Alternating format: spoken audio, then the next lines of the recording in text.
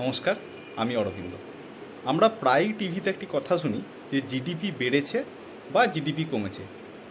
তো এই জিডিপিটা আসলে কি?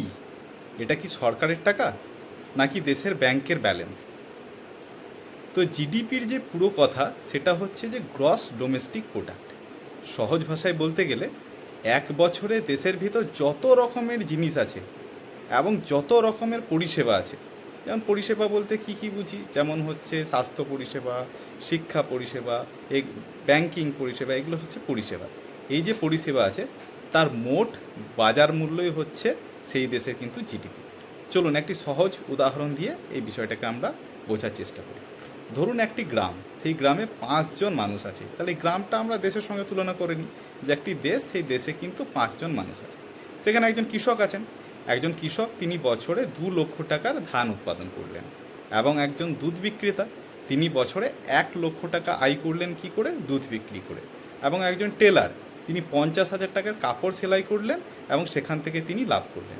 এবং একজন শিক্ষক তিনি 2 লক্ষ টাকার শিক্ষা দিলেন। এবং একজন ডাক্তার তিনি 2.5 লক্ষ টাকার চিকিৎসা সেবা দিলেন।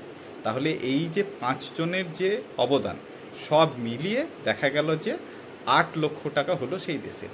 তাহলে এই 8 লক্ষ টাকাই হচ্ছে কিন্তু সেই গ্রামের বা সেই দেশের কিন্তু জিডিপি। অর্থাৎ দেশে কি পরিমাণ উৎপাদন ও পরিষেবা হয়েছে সেটাই জিডিপি দিয়ে কিন্তু মাপা হয়। তাই জিডিপিতে সেই দেশের সকলের অবদানকেই কিন্তু বোঝায়। এবং জিডিপি মানে যে শুধুমাত্র বড় বড় শিল্প প্রতিষ্ঠানের তা নয়, প্রত্যেকটা দেশের নাগরিকের, মানে সেই দেশের প্রত্যেকটা নাগরিকেরই কিন্তু সেখানে তার অবদান থাকে। তো এই জিডিপি বাড়া এবং কমা বিষয়টা কি?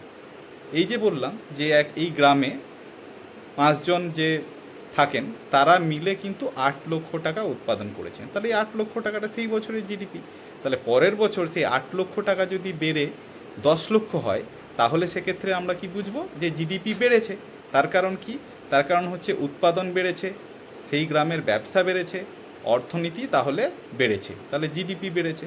আবার ধরুন এই মূল্য যদি 8 লক্ষ থেকে কমে পরের বছর 7 লক্ষ হয়ে যায়, তাহলে আমরা এটা এখান থেকে বুঝবো যে সেই দেশের জিডিপি কমেছে। তাহলে অনেকেই ভাবছেন জিডিপি তো শতাংশে প্রকাশ করা হয়। না, আসলে তা নয়। শতাংশে প্রকাশ করা হলেও জিডিপি এর মোট মূল্য টাকায় বা ডলারে হিসাব করা হয়।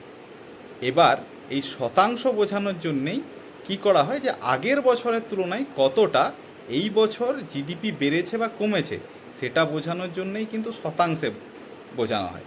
যেমন ধরুন আপনার বেতন 50,000 টাকা, পরের বছর 5,000 টাকা বেড়ে হলো 55,000 টাকা। তাহলে কি বৃদ্ধি কতটা হয়েছে? আপনার যে বেতন তা বেড়ে হলো 10%। ঠিক তেমনই ধরুন কোনো একটা দেশের জিডিপি 100 টাকা, পরের বছর সেটা বেড়ে হলো 105 টাকা। তাহলে জিডিপি কত পার্সেন্ট বেড়েছে? 5% বেড়েছে। তো এই ধরনের ইনফরমেশন পেতে হলে আমার এই পেজটিকে ফলো করে রাখুন। ধন্যবাদ। জয় হিন্দ, বন্দে মাতরম।